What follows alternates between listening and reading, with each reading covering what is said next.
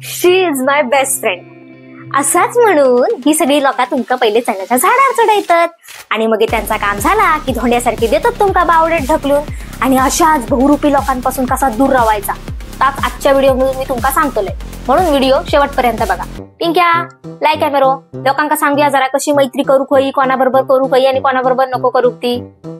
खरं तर ना या विषयावर व्हिडिओ बनवायला इतकं वाईट वाटतंय, कारण आपण कृष्ण सुदामांच्या संस्कृतीतून आलोय जिथे मैत्रीला एका वेगळ्या लेवलवरती नेऊन ठेवलंय.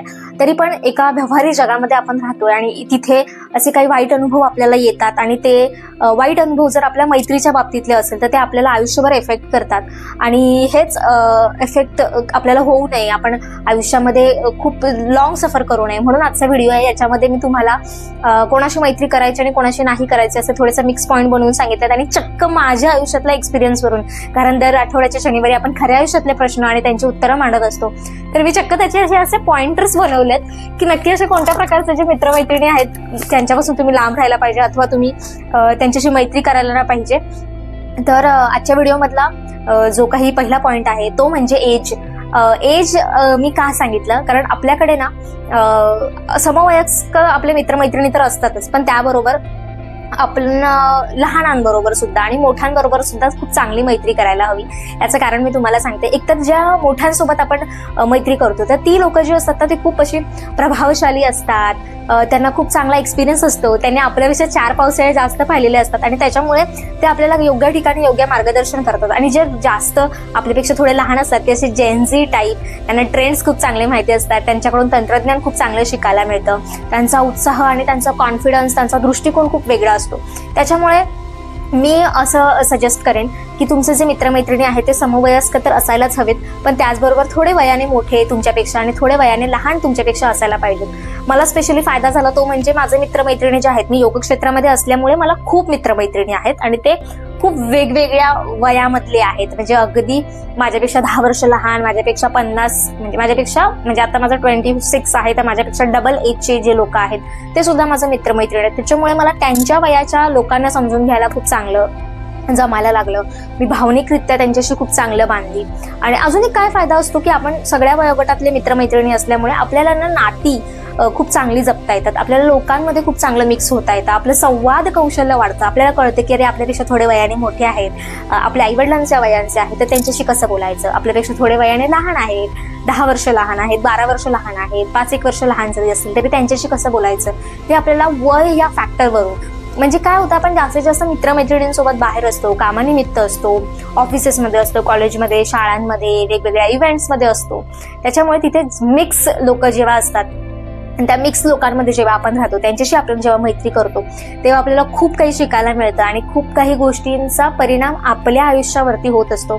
अजून एक मला गोष्ट सांगायला आवडेल की जे आपल्यापेक्षा लहान असतात ना ते जर आपले मित्रमैत्रिणी असेल तर ते सुद्धा आपल्याला काही वेळेस असं सांगतात की आम्हाला गाईड करा या गोष्टीवरून. आणि आपण जेव्हा त्यांना ते सांगायला लागतो ना तेव्हा काय होतं की आपल्यामधला शिक्षक जागा होतो, आपण खूप चांगलं मार्गदर्शन केल्यामुळे आपला चांगला कॉन्फिडन्स वाढतो. तर हा पहिला मुद्दा होता की वय बघायचं की शक्यतो साधारण आपल्याकडे मिक्स एजची जर मित्रमैत्रिणी असतील तर आपल्या आयुष्यामध्ये त्याचा खूप खूप फायदा होतो. दुसरा पॉइंट आहे तो म्हणजे रिस्पेक्ट. जे लोक स्पेशली जे मित्रमैत्रिणी स्पेशली त्यांच्या आई वडिलांचा, त्यांच्या भावंडांचा, त्यांच्या कुटुंबाचा आदर करत नाही अशा लोकांना आपल्या मित्रमैत्रिणींच्या लिस्टमध्ये ठेवायचं नाही. मला मान्य आहे की काही वेळेस घरातलं वातावरण खूप टॉक्सिक असतं, घरामध्ये एकमेकांना समजून घेतलं जात नाही, पण लक्षात घ्यायचं एक गोष्ट, शेअरिंग करणं आणि तक्रारी करणं ही वेगळी गोष्ट आहे. एखादा मित्र तुम्हाला आपुलकीने समजून त्याच्या घरामधला एखादा प्रॉब्लेम किंवा तो आई वडिलांकडून जर काही सफर करत असेल तर तो ते सांगणं तुम्हाला हे खूप नॉर्मल आहे आणि आपण त्याचं हे ऐकून घेतलं पाहिजे. पण जर सतत येऊन प्रत्येक वेळेस प्रत्येक गोष्टीला आई वडिलांबद्दल तक्रार करणं, आजूबाजूच्या लोकांबद्दल तक्रार करत जर ती व्यक्ती असेल, त्यांना रिस्पेक्ट देत नसेल तर अशा लोकांपासून थोडी दूर मैत्री ठेवायची. कारण तुम्हाला सांगते, मला असा एक्सपिरियन्स आलाय माझ्या आयुष्यामध्ये. आपल्याकडे कसं आहे माहितीये का, थोडंसं मैत्रिणी या बाबतीमध्ये मुलींना आणि मुलांनाही थोड्याफार प्रमाणामध्ये, मुलांच्या बाबतीत थोडं कमी प्रमाण आहे पण मुलींना खूप जास्त प्रमाणामध्ये थोडं शिस्तीचं वातावरण असतं. अजूनही ते आहे आणि ते तर मी म्हणेल की खूप चांगलं आहे की थोडीफार शिस्त, थोडाफार धाक आई वडिलांचा असलाच पाहिजे. आणि काय होतंय की एखाद्या वेळेस समजा एखादी गोष्ट प्लॅन केली किंवा एखादी गोष्ट काहीतरी ठरली आणि मला माझ्याकडून ती परमिशन नाहीये आणि त्याच्यामुळे मी जर फ्रेंड सर्कलमध्ये जाऊन सांगते की अच्छा मला असं परमिशन नाहीये, तर ते असं म्हणायचं अरे असं कसं, तू एवढी मोठी झाली आहे, तू यू आर 18 अबव, तू हे सगळ्या गोष्टी करायलाच पाहिजे, तुला अधिकार आहे. आणि मला असं वाटायचं हा यार असं का वागतायत माझे घरचे, मी तर त्यांना जाऊन नाही तू भांड त्यांच्याशी आणि तू हे सगळ्या गोष्टी त्यांना क्लिअर करून तू येच आमच्यासोबत, जे की मी आधी कन्व्हिन्स झालेली असायची, मला काही प्रॉब्लेम नसायचा. माझं असं म्हणणं असायचं कारण माझ्या आई वडिलांनी मला कधी असं फोर्स केला नाही की हे करू नको किंवा हे करच. त्यांनी फक्त मला त्या गोष्टींचे चांगले परिणाम काय, वाईट परिणाम काय ही गोष्ट सांगितल्याने सांगितलं की हे तू ठरव, तुला काय करायचंय ते तुझ्यावरती आहे. त्याच्यामुळे साधारण मला थोड्याफार गोष्टी कळत होत्या की माझ्या आई वडीलचे एखाद्या गोष्टीला मला नाही म्हणताय तर त्याला आपण कसं रिॲक्ट करायचंय, किंवा जर त्याचे काही परिणाम होणार असतील, त्या वाईट गोष्टी जर माझ्या आयुष्यामध्ये येणार असतील तर मग त्याला मी डील करू शकणार आहे की नाही. म्हणजे प्रत्येक गोष्टीची एक चांगली बाजू आणि एक वाईट बाजू दोन्ही असतात, तर ते मला ते समजून सांगायचे. आणि मग थोड्या वेळाने मला असं व्हायला लागलेलं की अरे हा हे माझे मित्रमैत्रिणी बरोबर बोलतायत, मी तर आता मोठी झाली आहे, मला अधिकार आहे माझ्या स्वतःचा निर्णय घेण्याचा आणि मी थोड्याफार प्रमाणामध्ये तर फिरायला जाणं वगैरे ह्या सगळ्या गोष्टी तर त्यांना न सांगता करूच शकते. आणि मला ह्या सगळ्या गोष्टींमुळे काय व्हायला लागलं, माझ्या आई वडिलांमध्ये आणि माझ्यामध्ये गैरसमज व्हायला लागले. आणि हे खूप मुलांच्या बाबतीमध्ये होतं, जेव्हा असं व्हायला लागतं की एखादी व्यक्ती सतत येऊन त्याच्या आई वडिलांबद्दल किंवा त्याच्या नात्यांबद्दल सतत तक्रार करते, तर मग आपण सुद्धा कंटिन्यू त्या माणसासोबत राहिल्यानंतर आपण आपलं रिलेशनशिप, आपल्या आई वडिलांबद्दलचं नातं, आपल्या भावंडांबद्दलचं नातं आपण कम्पेअर करायला लागतो. आणि परिणामी याच्यामुळे काय होतं, आपली नाती बिघडतात, आपली स्वतःची, आणि त्याच्यामुळे भांडणं व्हायला लागतात, आपल्याला पटत नाही, आपण कटुता निर्माण करून घेतो. स्पेशली आई वडिलांच्या बाबतीत मला हे सांगायचंय तुम्हाला की आई वडील ही अशी गोष्ट आहे जे लोक असतात ती आपल्या चांगल्याचा किंवा आपल्या बाळाला काही होऊ नये, भले ते बाळ अगदी 2 वर्षाचं असू दे किंवा ते बाळ अगदी 50 वर्षाचं होऊ दे, ते आई वडिलांसाठी बाळच असतं आणि त्याचं चांगलं व्हावं हा विचार फक्त आई वडील करत असतात. आणि त्याच्यामुळे जे लोक सतत आई वडिलांचा अपमान करत असतात, सतत आई वडिलांबद्दल तक्रार करत असतात, अशा लोकांसोबत मैत्री ठेवू नका. पॉईंट नंबर 3 आहे व्यसन. व्यसन म्हणजे मला असं तुम्हाला सांगायला आवडेल, एक असं मडकं आहे ज्याला खालून भोग पडलंय आणि त्या भोग पडलेल्या मडक्याला आपण नळाच्या खाली ठेवला आणि नळ चालू केला तर त्यातून जे पाणी आहे ते वाहत वाहत येणार आणि खाली जाणार. व्यसनामुळे तुमची नाती, तुमचा पैसा, तुमचे फिजिकल हेल्थ, तुमची मेंटल हेल्थ सगळं खराब होतं. एक तरी व्यक्ती आहे का तुमच्या माहितीमधला, मला असं सांगा की ज्याने व्यसन केलं, हा बुवा त्याचं खूप चांगलं झालं, त्याने व्यसन केलं ना म्हणून त्याच्याकडे एवढा पैसा आला, किंवा त्याने व्यसन केलं म्हणून त्याचं फिजिकल हेल्थ एवढी चांगली झाली, त्याची मेंटल हेल्थ एवढी चांगली झाली, अशी कोण एकतरी व्यक्ती आहे का? नाहीये. त्याच्यामुळे जी लोक व्यसनं करतात अशा लोकांपासून, अशा मित्रमैत्रिणींपासून दूर राहायचं. आता तुम्ही असं म्हणाल की आमचे मित्रमैत्रिणी करतात, आम्ही इतक्या वर्षांपासून त्यांच्या सोबत आहोत, तरी पण आम्हाला काही तर प्रॉब्लेम झालेला नाहीये, आम्ही तर खूप सेफ आहोत. तुम्हाला एक गोष्ट सांगते, 4 मित्र असतात, त्यांना जुगाराचं व्यसन असतं. तर एक दिवशी काय होतं की ते 4घही जण, त्यातला एक तिघांना व्यसन असतं, एकाला नसतं. तर त्यांचा जो मित्र असतो तो म्हणतो की ठीक आहे तुम्ही खेळा जुगार, मी जातो घरी. तर ते म्हणतात नाही आमच्यासोबत बस ना, तुला खेळायचं तर नाही तू बस. आणि मग तो त्यांच्यासोबत बसतो, जुगार खेळत असतो आणि पोलिसांची धाड पडते तेवढ्यात. आणि मग ते पोलीस 4घांनाही पकडून घेऊन जातात. आणि जेव्हा तो एक्सप्लेन करायला लागतो की नाही मी तर फक्त बसलो होतो, पण ते असं म्हणतात की नाही तुला तर आम्ही त्या अड्ड्यावरती एकत्र त्यांच्यासोबत पकडलंय आणि काय प्रूफ आहे. आणि नाहक ती 4थी व्यक्ती सुद्धा, म्हणजे त्यांचा मित्र सुद्धा त्या सगळ्या झमेल्यामध्ये हडकतो आणि तो सुद्धा तिथे फसतो. त्याच्यामुळे काय होतंय की जी लोक व्यसनी असतात, एक तर ती तुम्हाला स्वतःला म्हणजे आपल्या मित्रमैत्रिणींना ते व्यसनांमध्ये खेचतात. अदरवाईज दुसरी गोष्ट, ती लोक तुम्हाला व्यसनांमध्ये नाही जरी खेचलं तरी त्यांच्या अशा काहीतरी कामांमुळे तुम्हाला दुसऱ्या बाजूने खेचू शकतात. किंवा तुमचं मन जर दुर्बल असेल, तुम्ही जर असं खूप काय म्हणतात त्याला इमोशनल असाल, तर झालं काही, स्पेशली मी मुलांच्या बाबतीमध्ये असं खूप पाहिलंय, बघितलंय, ऐकलंय की अच्छा झालं का थोडंसं दुःख आलं तर चला थोडीशी आपण वॉट घेऊया आणि मग आपल्याला बरं वाटेल वगैरे. तर असल्या सगळ्या मित्रमैत्रिणींच्या भानगडीत पडायचं नाही. पॉईंट नंबर 4 आहे लाय. म्हणजे जी लोक खोटं बोलतात स्वतः सतत आणि दुसऱ्याला म्हणजे तुम्हाला सुद्धा खोटं बोलायला भाग पाडतात, अशी लोक पुढे जाऊन स्वतः तर 100% कशा ना कशामध्ये तरी फसतात आणि तुम्हाला सुद्धा फसवतात.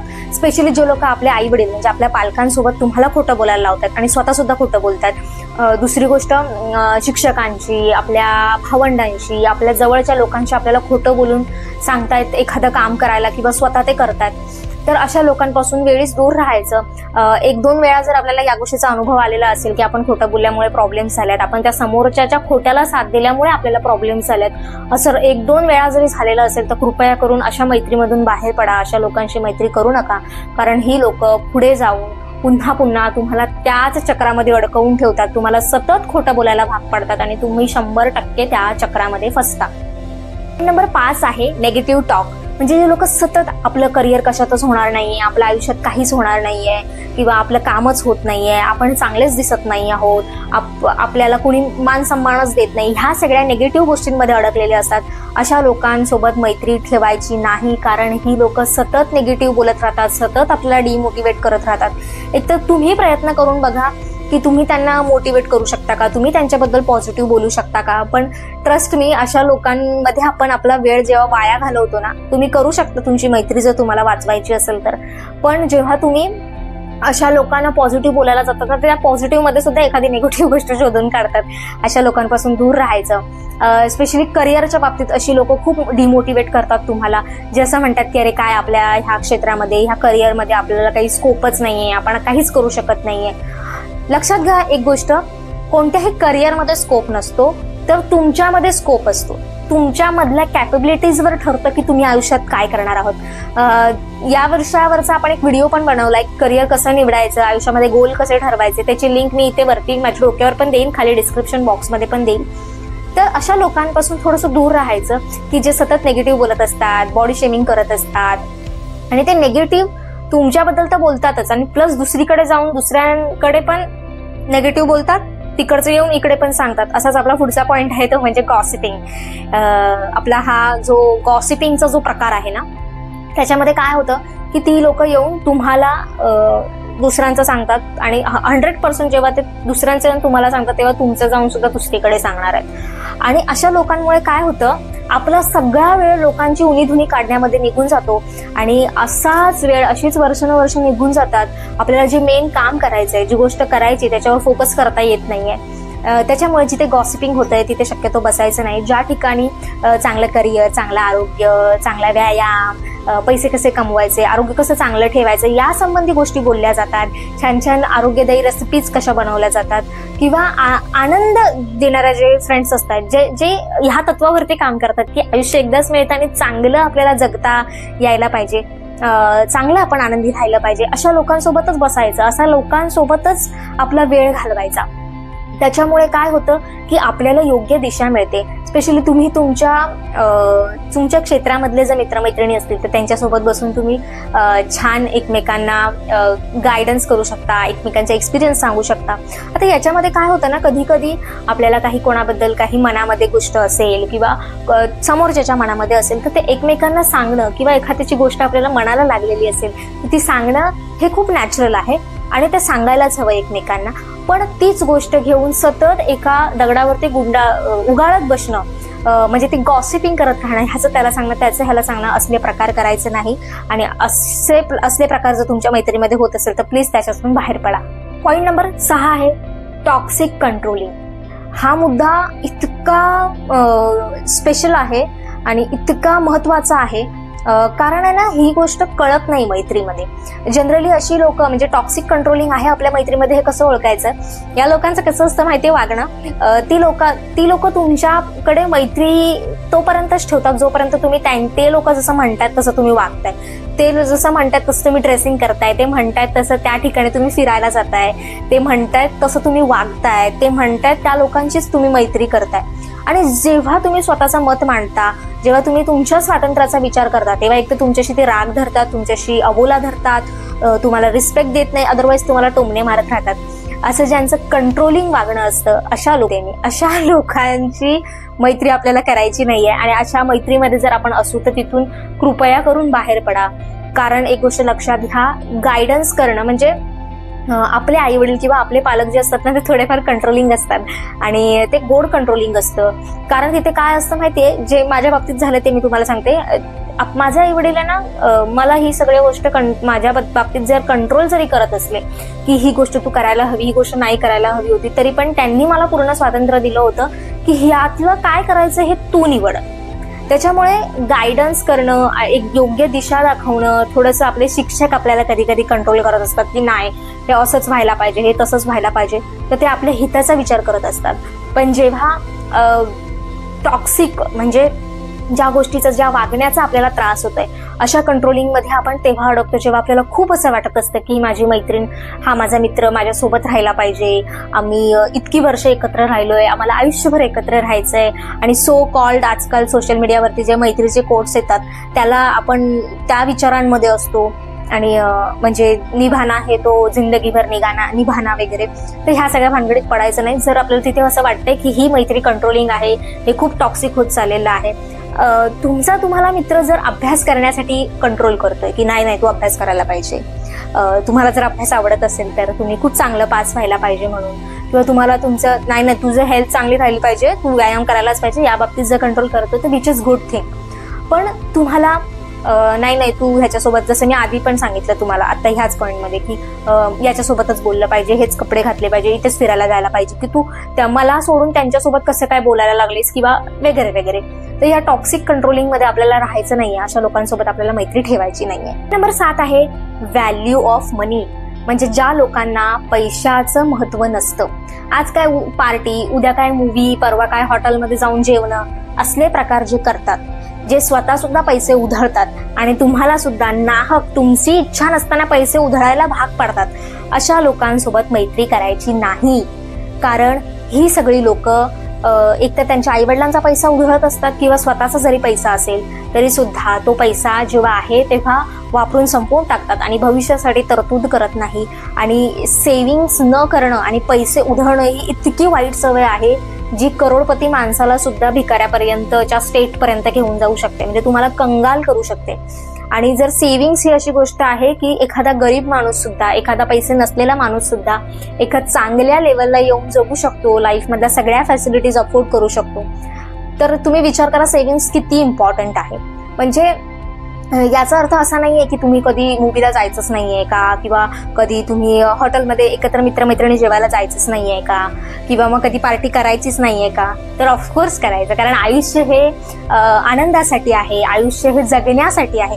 पण तुम्ही जर समजा फॉर एक्झाम्पल 100 रुपये कमवताय, उदाहरण देण्यासाठी सांगते, तर त्या 100 रुपयामधले 3 भाग जे आहे तो तुमचा खर्च असेल, तुमचा कॉलेजचा अभ्यास जो असेल, तुमचे पर्सनल एक्सपेन्सेस काही असतील, तुमचं डाएट असेल, तुम्हाला कोणतं जिम करायचं असेल किंवा तुम्हाला योगा सेशन्समध्ये कुठे इन्व्हेस्ट करायचे असतील तर तिथे तुम्ही इन्व्हेस्ट करा. तुम्हाला बऱ्याच दिवसापासून एखाद्या हेअरची ट्रीटमेंट घ्यायची आहे, तुम्हाला हेअर लॉसचा त्रास होतोय की तुम्हाला स्किनचा काही त्रास होतोय, तर अशा ठिकाणी तुम्हाला ते पैसे साठवून तिथे काहीतरी इन्व्हेस्टमेंट करायची आहे किंवा तुम्हाला नेक्स्ट बिझनेस करायचे, त्या ठिकाणी तुम्ही तो फंड्स अलॉट करू शकता. आणि उरलेले जे 25 रुपये आहेत ते तुम्ही तुमच्या मजेसाठी वापरू शकता.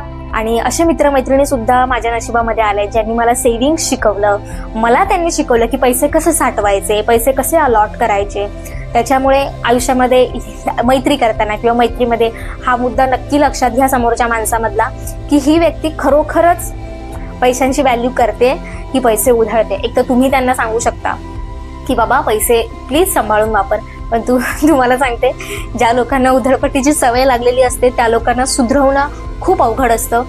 उलट तेच आपल्याला बळी पाडतात नाहक खर्च करण्यासाठी. त्याच्यामुळे अशा मैत्रीपासून दूर राहायचं. पॉईंट नंबर 9 आहे गोल्स. ज्या मित्रमैत्रिणींना छान छान गोल्स असतात, ज्यांना आयुष्यात खूप काही गोड करायचंय, जे खूप मेहनत करताय, अशांसोबत मैत्री करा. ज्यांना गोल्स नसतात अशांसोबत मैत्री ठेवायची नाही, कारण ते तर वाहवतच जातात आणि तुम्हाला सुद्धा वाहवतच नेतात. तुम्ही त्यांचे खूप चांगले मित्रमैत्रिणी असाल तर तुम्ही त्यांना मार्गदर्शन करा, पण जर ते तुम्हाला तुमच्या मार्गावरून हटवून दुसरीकडे घेऊन जात असतील तर कृपया अशा लोकांशी मैत्री ठेवू नका. तुमचे मित्रमैत्रिणींना खूप चांगला त्यांच्या करिअर संबंधीचा गोल ठेवायचा आहे तर त्याच्यामध्ये तुम्ही त्यांची हेल्प करा, ते तुमची हेल्प करतील. एखादा मित्रमैत्रिणी असतात आपल्याला फिटनेससाठी खूप अप्रोच करतात की नाही आपण फिट राहायला पाहिजे, तर अशा जे गोल्स असतात त्यांच्यासोबत राहा. काही काही आहारासाठी चांगला आहार घेतला पाहिजे, नाही आपण फास्ट फूड कंट्रोल केलं पाहिजे, याच्यासाठी तुम्हाला मार्गदर्शन करतात.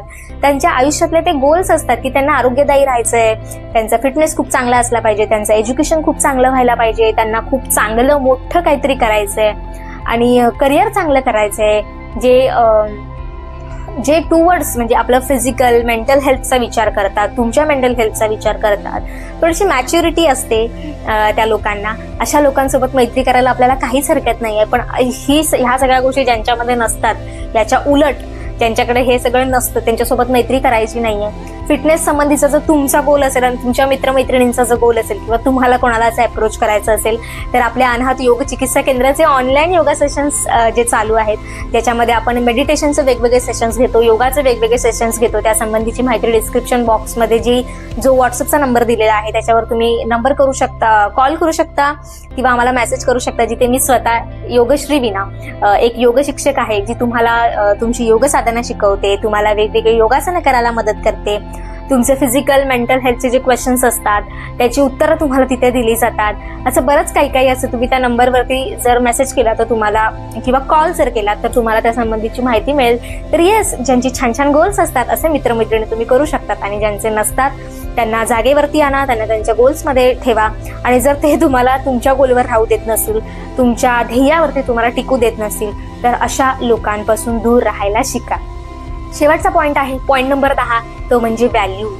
ज्या लोकांना फूड, देश, समाज, नातेवाईक, पुन्हा त्यांचं करिअर, या सगळ्या गोष्टींची व्हॅल्यू नसते. शेतकरी म्हणजे ह्या सगळ्या गोष्टी किती बेसिक आहेत की त्यांचं व्हॅल्यू आपल्याला असलीच पाहिजे.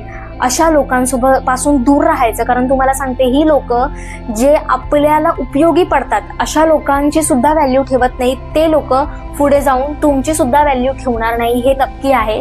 आणि ह्या सगळ्या गोष्टी एक्सपिरियन्सच्या आहेत. माझ्याकडे हजारो पेशंट आजपर्यंत येऊन गेलेत. जवळजवळ मागच्या 2 वर्षामध्ये मी काउंट काढला होता, हॉस्पिटलमध्ये ओपीडी मध्ये काम करताना जवळजवळ 3,500 लोक जी होती त्याच्यामधले 1200 ते 1300 लोक फक्त मैत्री चुकीची असल्यामुळे, त्यांची रिलेशनशिप चुकीची असल्यामुळे ते आजारी पडलेत आणि त्यांना खूप वेगवेगळ्या गोष्टींना सामोरं जावं लागतंय.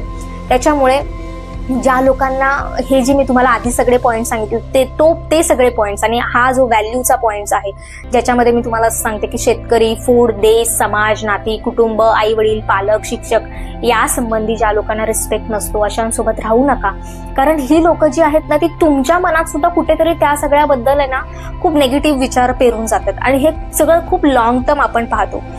त्याच्यामुळे ह्या सगळ्या गोष्टी सफर करायला लागल्यानंतर ह्या एका नात्यामुळे, ह्या एका मैत्री या गोष्टीमुळे खरं तर नाही, ह्या व्हिडिओमध्ये मला इतकं वाईट वाटतंय. कारण देवाने माझ्या नशिबामध्ये समर्थ कृपेने खूप चांगली मित्रमैत्रिणी माझ्या आयुष्यामध्ये पाठवले. 1-2 जरी पाठवले असतील ना तरी त्यांना सुद्धा थँक्यू. कारण त्यांच्या सगळ्यांमुळेच मी आज हे पॉइंट्स काढून इथे तुमच्यासोबत शेअर करते. कारण मला आज हे तुम्हाला सांगता आलं नसतं. तर थँक्यू माझे ते सगळे चांगले मित्रमैत्रिणी, त्यांनी मला खूप चांगला अनुभव दिला मैत्रीबद्दलचा. पण असं सुद्धा जगामध्ये लोक आहेत, व्यवहारी जग आहे शेवटी आपलं, जिथे असे काही एक्सपिरियन्सेस येतात.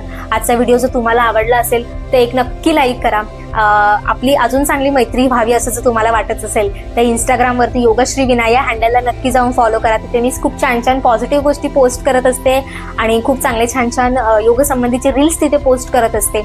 आजचा व्हिडिओ तुम्ही शेवटपर्यंत पाहिलात त्यासाठी खूप खूप धन्यवाद. भेटूया पुढच्या व्हिडिओमध्ये. तोपर्यंत हेल्दी खा, हेल्दी राहा आणि निरोगी जगा. आणि तुमच्या या मैत्रिणीचं चॅनल नक्की सबस्क्राईब करा आणि बेल आयकॉनवरती क्लिक करा, म्हणजे माझ्या पुढच्या व्हिडिओचं नोटिफिकेशन तुम्हाला नक्की येईल.